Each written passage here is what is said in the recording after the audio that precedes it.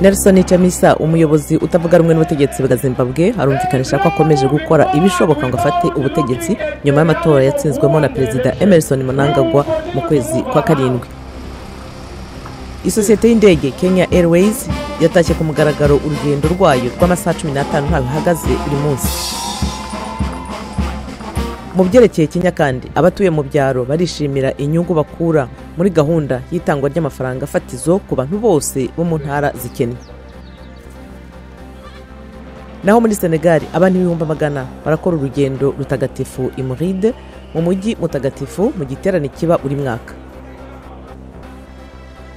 Mu Misiri ho abahanga mu mateka y'abantu bakera n'imibereho yabo barimo kuvugurura umusigiti w'i Cairo nyuma y'imyaka myinshi hari ahantu haca amazi bitewe n'ahari harasenyutse.